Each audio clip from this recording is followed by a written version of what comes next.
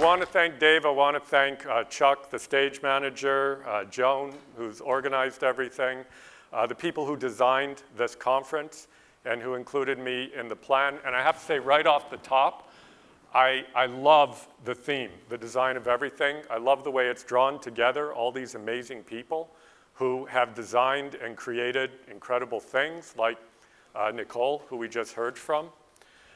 But I also want to say, just in order to justify why I'm here, which I was thinking about last night, it was keeping me awake.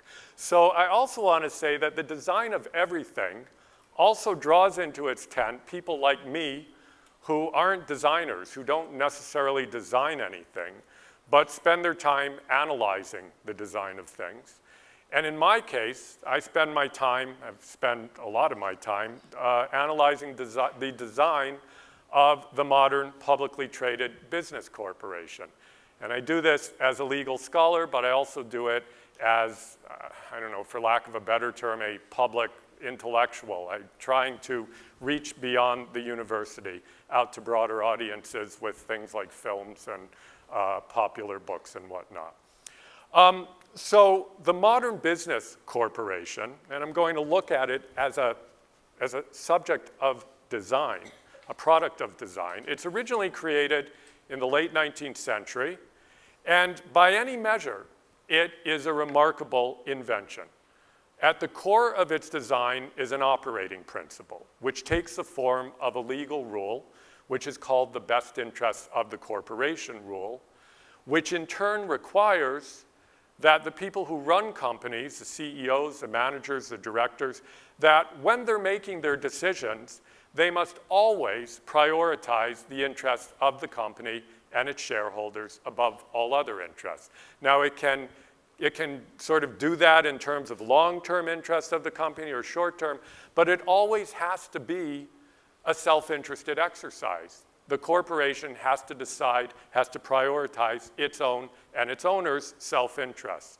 It always has to make its decisions on the basis of what's best for business. Now, the reason for this legal rule is simple. It is to assure potential investors that their money will be used in their interests. Because the simple fact is that without such a rule and the protection it provides to shareholders, nobody would invest in companies. And that was the explicit reason in the middle of the 19th century this rule was inserted into the law. It was designed to get mainly middle-class people to part with their money, to invest it in the newly large enterprises of industrialization, predominantly railroads. So the whole idea was to create a vehicle that could pool large amounts of capital by creating incentives and confidence in investors who would have nothing to do with running the company to actually put their money into the company. And as a result, I see this best interest principle as if not the key reason why the corporation as an institutional structure has been as successful as it has been over the last century and a half in pooling investment capital, in financing enterprises, in thereby creating jobs, in producing the things that we want and need, in fueling innovation, and all that other good and necessary stuff. So some people have called me anti-corporate. I'm not. I do see that the corporation is actually a brilliant device for doing certain things very well. But the same rule that makes it that brilliant device, this best interests of the corporation rule, also makes it potentially dangerous. Because what it does in effect is to compel by law corporations and their managers to pursue profit even when that involves exploiting and harming the interests of others and of society. Those interests are neatly defined as economists as externalities, i.e. things that corporations don't need to and shouldn't be concerned about, things beyond and outside their concern.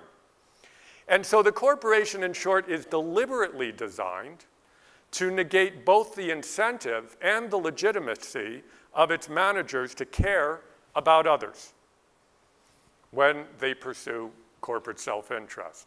And that's what makes it a potentially dangerous institution.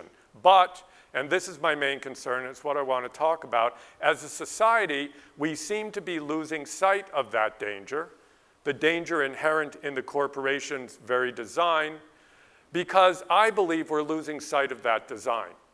I believe we're being mystified or hypnotized or not seeing the reality of the thing as it was designed to be.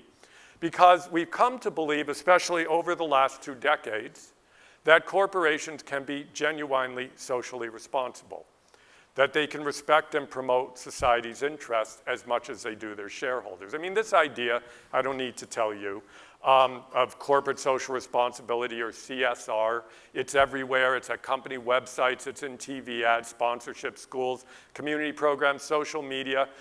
Indeed, corporate advertising, corporate marketing, communications today are as likely, perhaps even more so, to be selling a company's social virtues as they are to be selling a company's products.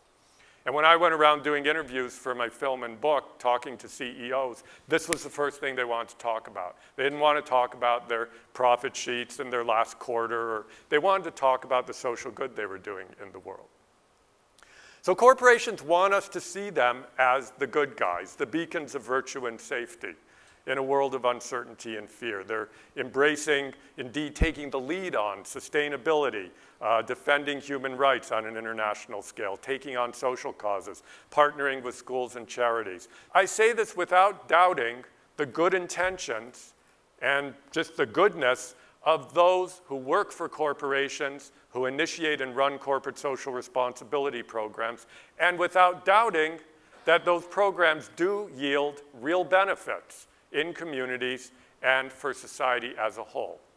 But the rub is, even acknowledging all of that, all the new social responsibility talk, the walk, the expectations, the rub is that the corporation itself, as an institution, hasn't changed at all since the mid-19th century. There is nothing new in its essential design that should give us confidence in its capacity to be socially responsible. For at the core of that design remains the original legal imperative to prioritize profit and shareholder returns over all other interests. In short, the bottom line remains the bottom line. And the inescapable result of that is that the people who run corporations, the CEOs, the senior managers in particular, regardless of their good intentions, are in fact legally prohibited from making decisions and taking actions that they can't justify as in the best interests of the company, as basically prioritizing the company's interests over whatever social and environmental interests they might be concerned about.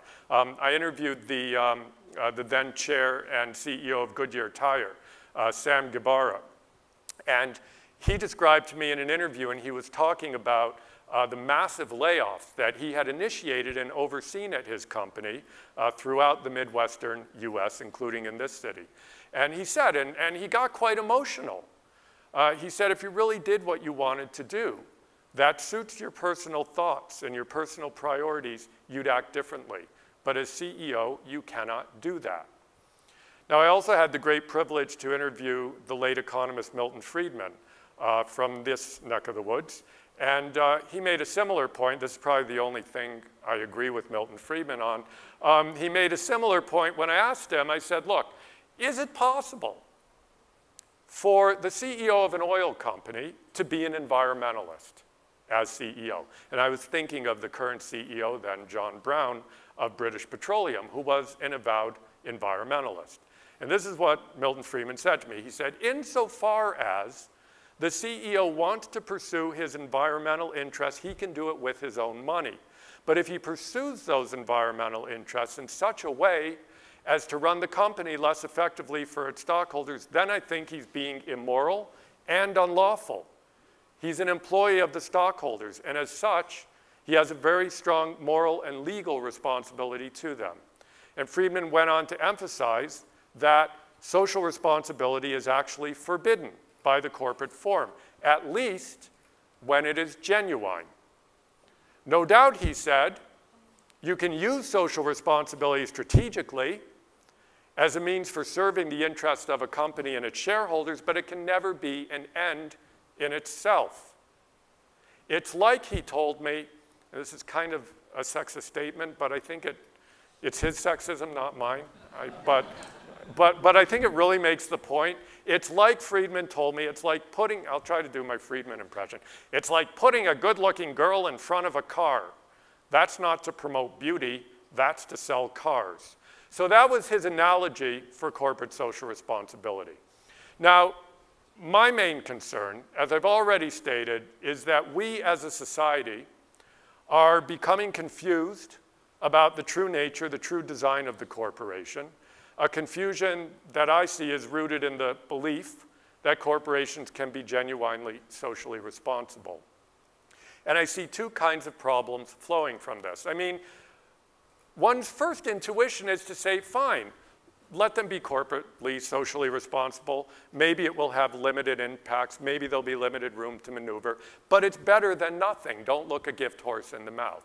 That would be one way of approaching it, and it's a strongly intuitive way of approaching it. But the problem is that there are two kinds of difficulties that flow out of this confusion that I've identified. The first is that it allows companies, particular companies, to mask their self-interested and sometimes nefarious deeds by presenting themselves as socially responsible. I mean, Enron and AIG were paragons of corporate social responsibility. I mean, they did it all. Enron was a true leader and initiator of the corporate social responsibility movement.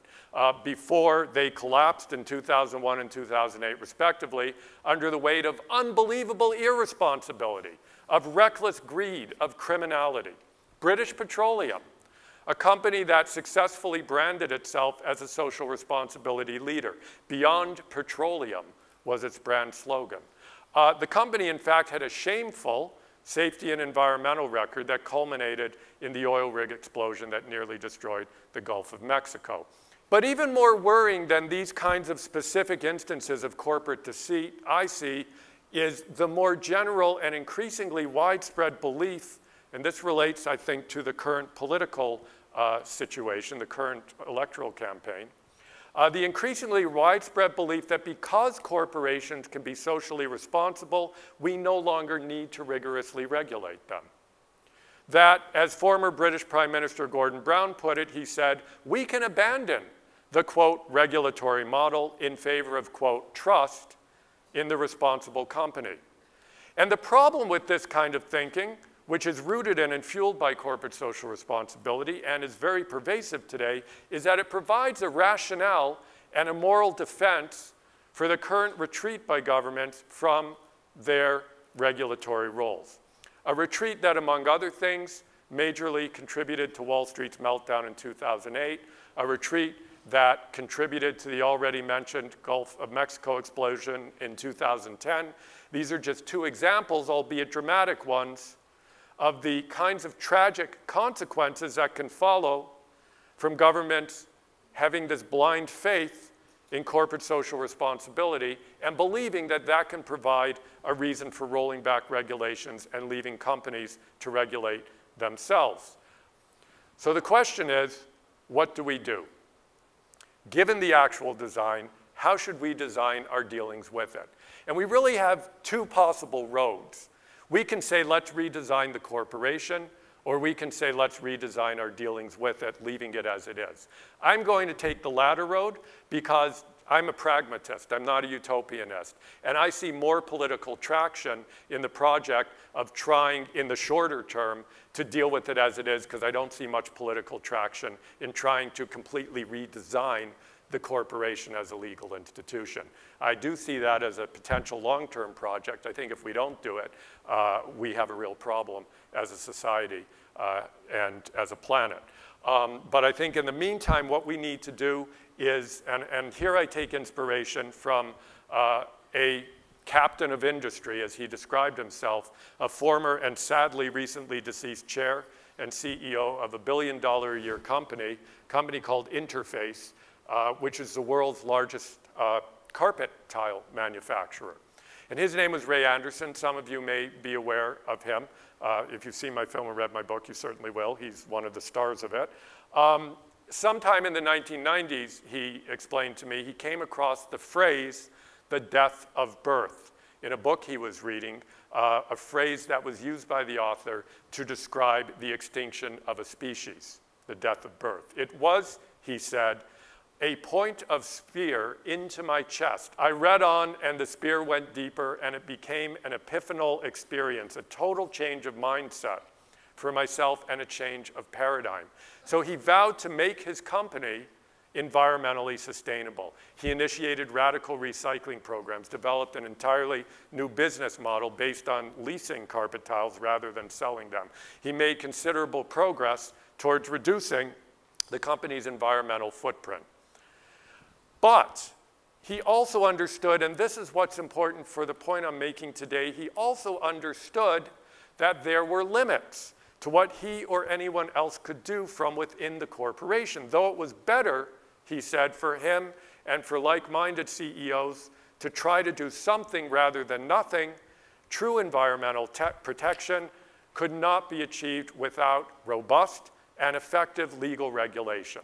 Within the current legal framework, he told me, he was licensed to be, indeed encouraged and expected to be, a, quote, plunderer of the earth, close quote. But his hope was that that would change. That, and here I'm quoting him again, a very powerful statement, that someday, he said, people like me will be put in jail. And what he meant by that was that someday the laws would be different, that as a democratic society, we would have changed the rules so that plundering the earth is illegal. And that, I agree with Ray Anderson, is really what we need to do. We need to change the rules. We need to refurbish, rebuild, re-legitimate, reinvigorate the idea and the practice of public regulation. We need to be skeptical of the claim that we don't need to do that, refurbish, rebuild, et cetera, that we can do without public regulation because corporations are now socially responsible. I don't see this as a political issue. Needless to say, it is between the Republicans and the Democrats. The whole issue of regulation and deregulation is used. I don't see it as, it's a factual issue. It's a matter of design. We designed the corporation in such a way that we have to regulate it. That's the deal. That's the quid pro quo. We designed it not to be able to regulate itself in terms of these so-called externalities. And it's sheer fantasy to assume that markets, which themselves are products of government design and enforcement, that markets can effectively regulate corporations. So there's no doubt in my mind that Ray Anderson was right. Surely it's the job of corporations to create wealth, but it's equally the job of governments to robustly, effectively, and unapologetically protect public interests from corporate-caused harms and exploitation. In the end, corporations, as institutions, are our creations. They're our designs. They're our inventions. They have no lives, no powers, no capacities beyond what we give them through our government. They are simply a policy vehicle, a set of legal and institutional relationships. And that's why I believe it's our fundamental right, indeed our duty as citizens in a democracy, to limit their actions in the name of public interest. Thank you very much.